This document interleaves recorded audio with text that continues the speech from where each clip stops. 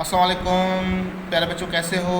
जैसा कि बेटा 4 फैक्टर्स हम डिस्कस कर चुके हैं, आज हम तफसीलन डिस्कस करेंगे टेम्परेचर का रेट ऑफ रिएक्शन पर फैक्टर जो है वो किस तरह से असरअंदाज होता है।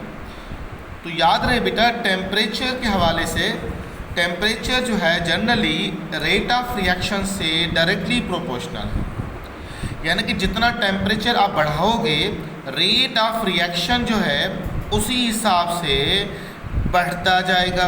यानी कि generally temperature directly proportional to rate of reaction. Generally मैं इसलिए कह रहा हूँ, ये डिपेंड करता है एक्सो नेचर है या एंडो है, और बहुत सारे रिएक्शन, मोस्ट ऑफ रिएक्शन जो है वो इसी ही रूल को फॉलो करते हैं, rate of reaction directly proportional to temperature.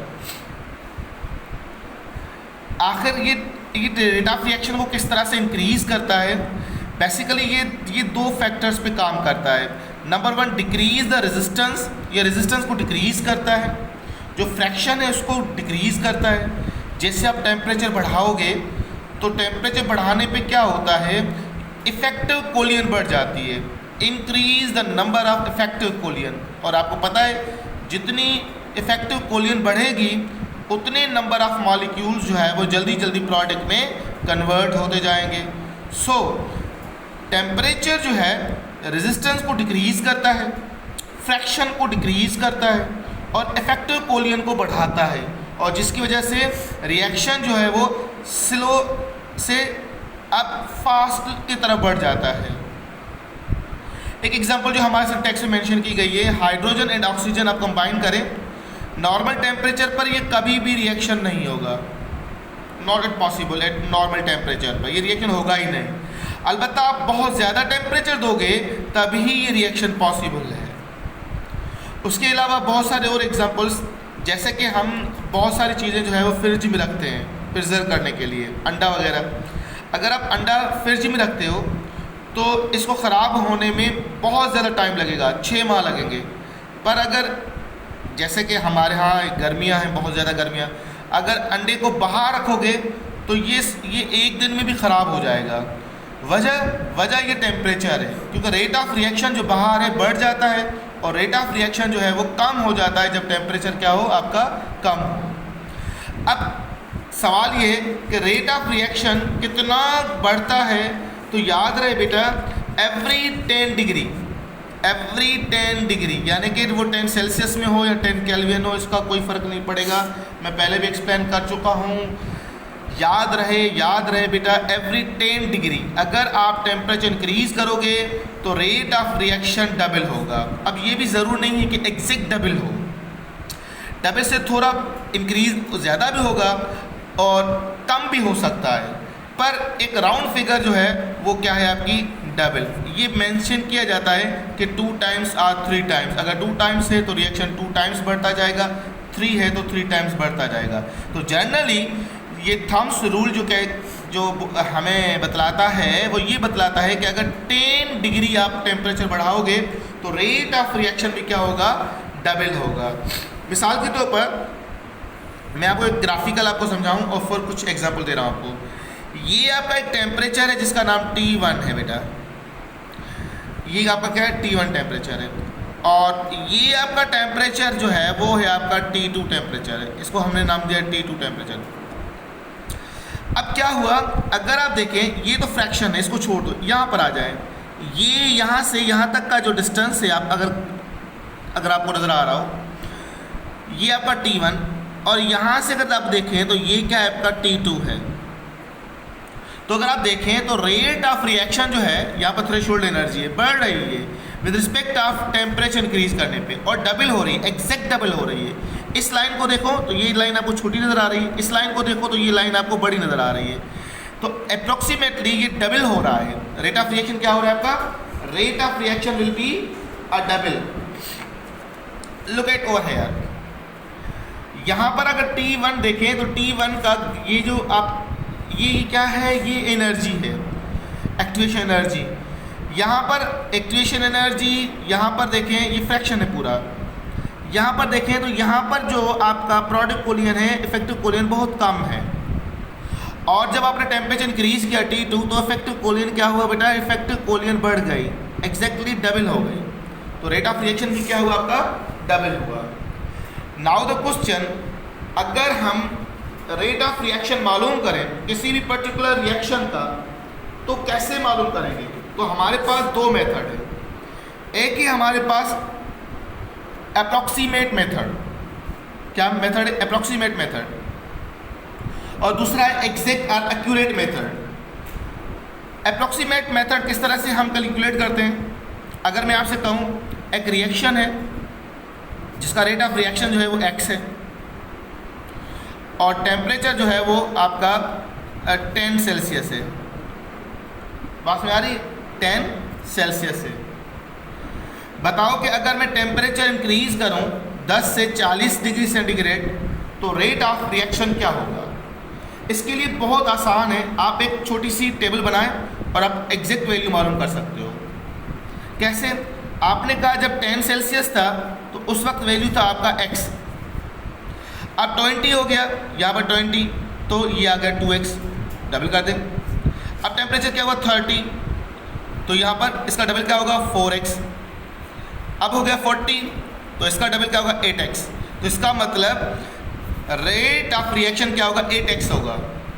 पहले क्या था x, अब क्या है 8x। This is correct and accurate answer, sorry approximate answer.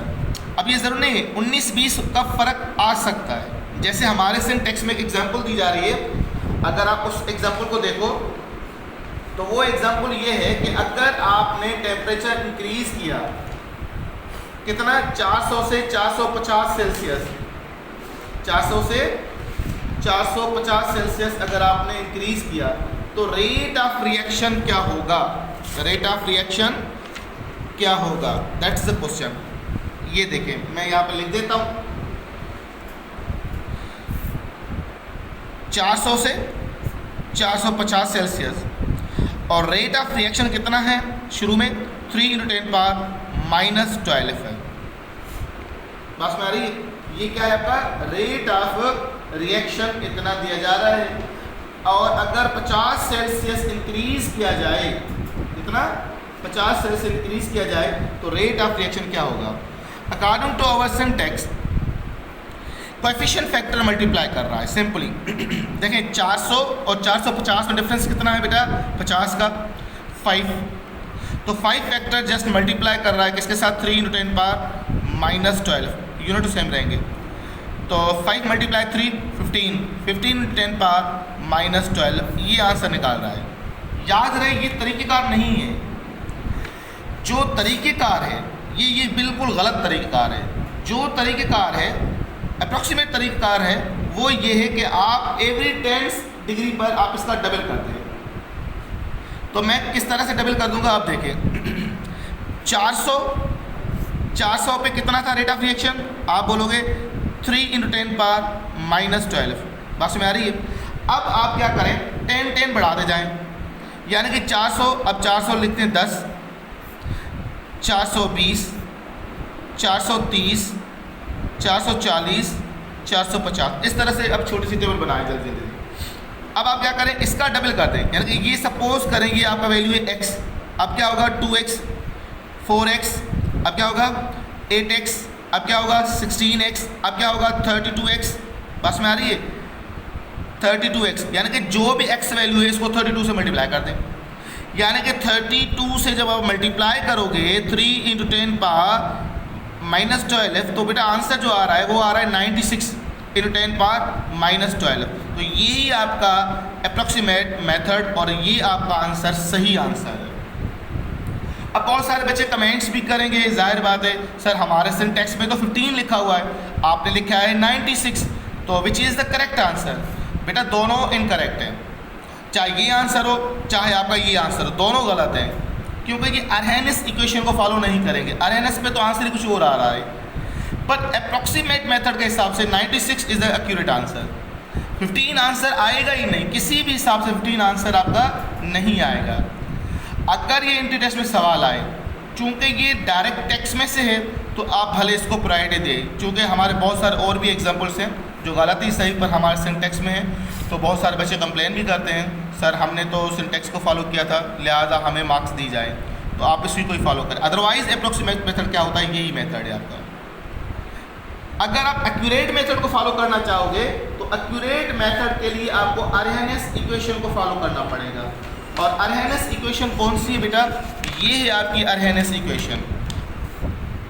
और अर्हेनियस इक्वेशन में के किसके बराबर होता है, ए ई, इसको हम प्री एक्सपोनेंशियल कांस्टेंट ही बोलते हैं, प्री एक्सपोनेंशियल कांस्टेंट या फ्रीक्वेंसी कांस्टेंट ही बोलते हैं, frequency factor constant. Activation energy R is the universal gas constant, मगर यहाँ पर आप आर का वैल्यू कितना लोगे, 3.14 लोगे, क्योंकि यहाँ पर किलो जूल हम की बात करेंगे। और टेम्परेचर जितना दिया जा रहा है।